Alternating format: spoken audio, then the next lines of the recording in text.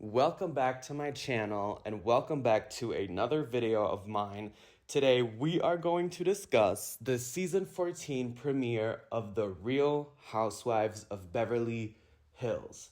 I must say I am so far very, very impressed. Chef's kiss. Dorit is taking it. The new lady, Bazoma, I think is her name, is taking it. Stunning. What a resume. Garcelle and her film productions, good. We have delusional Kyle back again, fine. Erica is seemingly going to be the peacemaker of this season. I like where we are going with this. Jennifer Tilly fits like a glove with this group of ladies. I seriously have no notes. But let's start with the recap of what I can vaguely remember. I took some notes, but I will not be going scene by scene. I'll just explain of the things that were memorable to me. I think, open up the episode. We see snippets of each and every single one of the ladies doing their things. We see Kyle moving around stuff with her daughters. We see Erica in a furniture store. She is wanting to let go of the old furniture that she took into her new home 2 years ago when she divorced Tom. She wants to let all of that stuff go because she feels like that is the last kind of energy of Tom in her new house. She wants some fresh, some new things. We see Dorit, we see Jennifer Tilly in Sutton's first scene. We see Sutton pull up at Jennifer Tilly's home. Jennifer Tilly's home looks beautiful. And Sutton discusses with Jennifer how she feels. She wants to bring back all the girls to Spain. She had a really good time last year where she released Merce's ashes into the sea. And she also breaks it down how, in retrospect, she wants to be a better friend to Kyle this year. Listen, I'm all about compassion, being empathetic, doing your thing, rewinding a situation back in your mind and feeling as if you should have done better, more, less, whatever. But one thing about Sutton, she is always going to want to live up Kyle's behind, I feel like, respectfully. Because in my opinion, Kyle has never appreciated Sutton as much as Sutton appreciated Kyle. It has always seemed a little bit one-sided to me. And I am hopeful for the season because in the trailer we hear Sutton say, "I am not going to bow down at the altar of Kyle Richards anymore." So I'm hoping that she stands 10 toes down. And listen, Kyle is not a venomous, disgusting human being. I just think she's a little bit delusional in her mind. And she thinks, woe is me, and that she never does anything wrong. But anyways, she breaks that down to Jennifer Tilly. She also is going to throw the first event of the season, a surrealism party that really also fortifies her feelings for her good friend Merce Cunningham was his name, because he was a fan of surrealism. And she wants to bring all the ladies together and throw a nice surrealism ball dash party, whatever. We then go to Kyle and her daughters. They're moving around some furniture. Kyle breaks it down how it's been difficult for her in this period of time. Mauricio has moved out. I think Alexia moved out for college. And all the manly things that need to be done around the home, she's always had Mauricio to rely on. And now that is, an adjustment that she is going to have to go through alone with her remaining daughter that is still living at home with Portia. We then jump to Erica and Dorit meeting up at a furniture store because Erica's looking at a couple of things. Baby, Dorit basically came in there and said, I have some good news and some bad news. What do you want to hear first? Erica's like, well, damn, I want to hear the bad news first. Mind you, we never even got to the good news. That's how bad it was. Dorit is like, PK and I have decided to separate. Erica was gagged. She was shook. She was like, girl, I hate this for you. I want to cry for you. I know what you are about to go through. I think she was probably referring to the scrutiny of the public once everything of their separation is gonna go public. She basically gives her condolences and says, I hate to see another family that I love. I hate to see that family break up. You're breaking up a home. Obviously not on purpose, because who wants to file for a divorce and who wants to willingly separate after you marry someone? So yeah, she also says, what happened? Was there cheating involved? Dorit responds, no. PK is a drinker. He's a full-blown alcoholic. I said not a full-blown alcoholic. She breaks it down to Erica that there was no major things involved.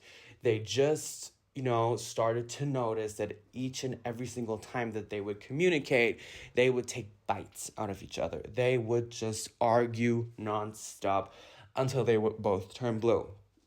So basically, Erica's shook. Erica lets it be known that, well, Dorit, I am going to meet up with Kyle in just a couple of hours. What do you want me to do? I do not want to break the trust that I have with you. Are there any clear instructions? Do you want me to tell this information to her, or do you want me to mind my business? Dorit says, I really appreciate that, and I must say, I think it was commendable for Erica to ask that, even though obviously Dorit is not okay and good with Kyle right now. The question seemed, a little self-answering, if you may. But Dorit says, Kyle and I have still some stuff that we have to talk through before I tell her anything about my, situation at home. So Erica meets up with Kyle, and Erica and Kyle then, sit down, they're having a Coke, and they discuss the situation of Dorit and Kyle. Y'all, I just know Kyle Richards is going to tear me up throughout the season.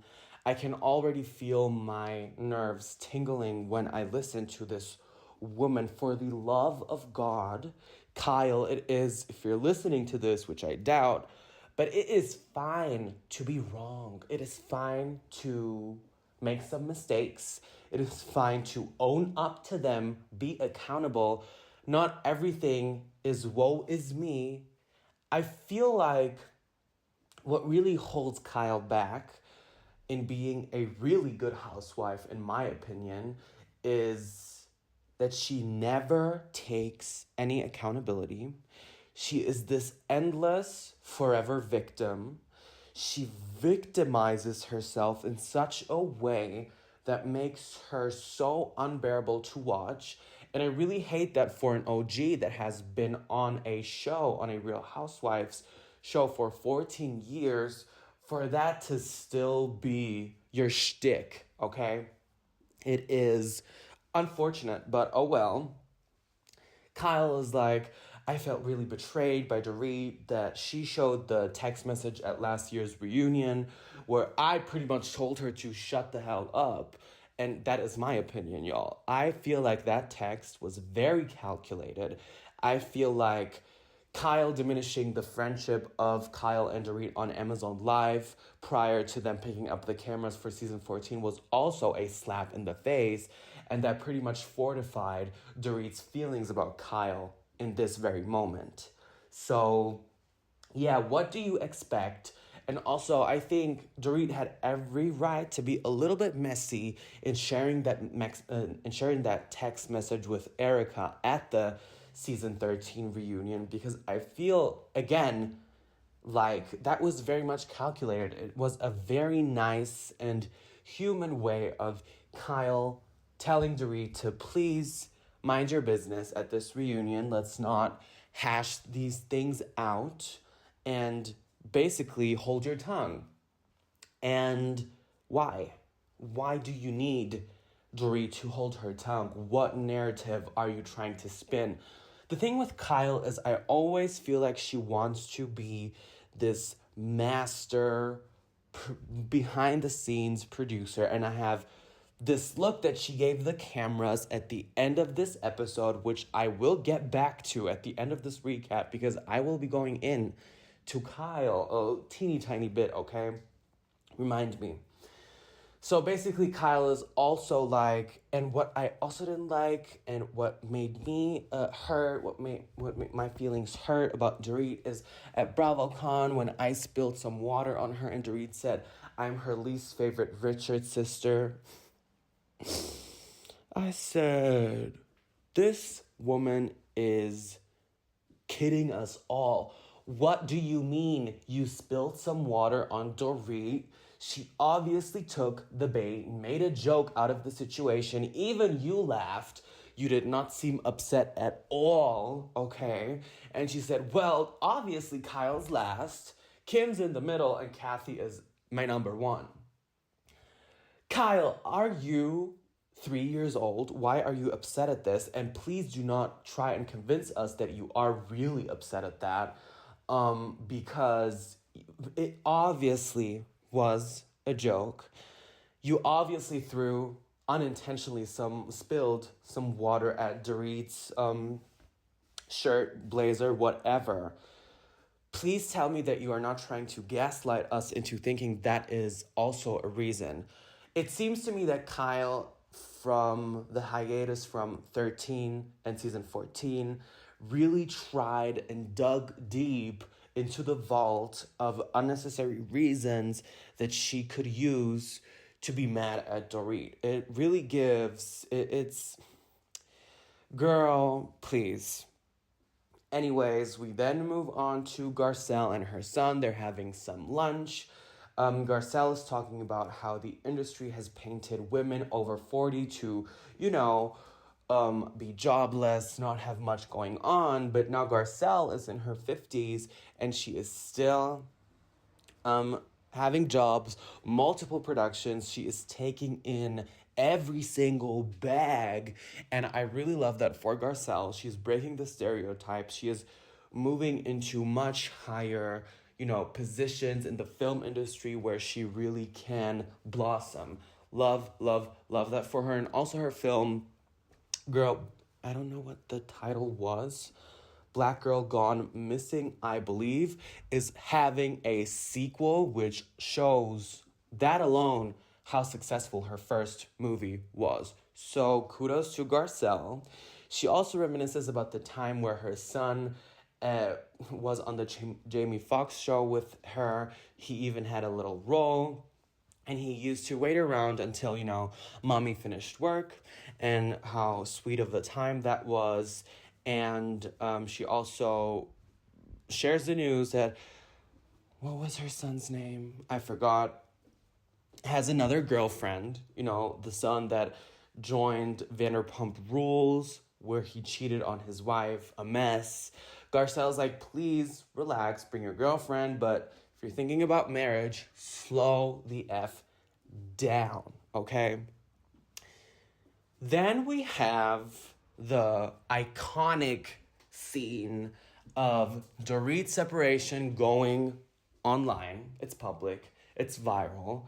We see Dorit driving down the canyon, the hill, with one hand, wind in the hair, sunglasses on.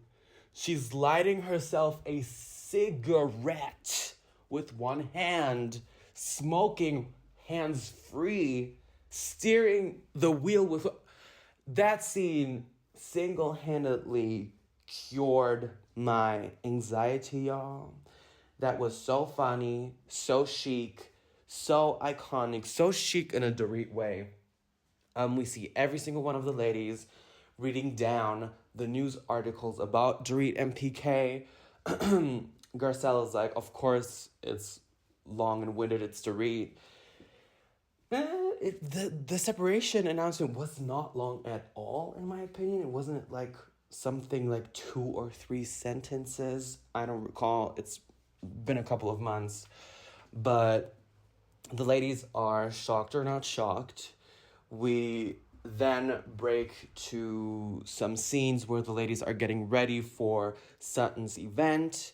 And Kyle and Dorit are obviously going to face each other after a longer period of time where they haven't spoken to one another. And Kyle is visibly not upset, but she's a little bit nervous. She is a little bit, in her mind, in her thoughts. You can really see her trying to strategize how she is going to deal with the situation, how she's going to handle Dorit. And yeah, we have everybody getting ready. The outfits look fine to me. Bazoma Boz, I think they nickname her, or that is her official nickname. When she stepped out of that car, my jaw hit the floor. The way the dress hugged her curves, the face card was lethal, undeniably lethal. Stunning woman. She's tall in a model-like way. She is the epitome of corporate America, personified, rich, wealthy, affluent, black, successful woman living in Beverly Hills. We love to see more POC representation on these white dominant Real Housewives shows. But anyways, Dorit's outfit was simple, chic, and elegant. I loved the disco plaquette on her head that was laying sideways. I thought that was a very nice, surrealistic twist. Sutton's outfit was a little bit boring. Garcelle is a undeniably gorgeous woman, but her glam team, I think, sometimes plots against her. She always looks good, but I think, in my opinion, she could look even better. She could eat these girls up if her stylist would let her. Let's just put it that way. Erica's outfit, the eyes on the blazer, I loved it. Kyle looked a little Maleficent-y to me. It was a bit more into that supernatural realm. Sutton's as well, I didn't really particularly like. But anyways, we all sit down. Kathy also comes along. Kathy had a previous scene with Dorit where Dorit is like, PK, again, is a full-blown alcoholic. Kathy's like, well, damn. Do y'all even sleep together? Dorit is like, no. Kathy pretty much says, well, that's a wrap, baby, for you. If there is no intimacy there, I think it's pretty much over. But anyways, back to the party. The party looked fabulous for it being a garden outdoor party in Sutton's home. But, Sutton has that long coin to make the things happen, okay? Everybody arrives. Everybody's socializing. And surprisingly, Dorit and Bazoma, I will have to listen to her name in the next episode a little bit more closer. Promise you that. They hit it off right away. They bond over their marital, situations. Boz, sadly, is a widow.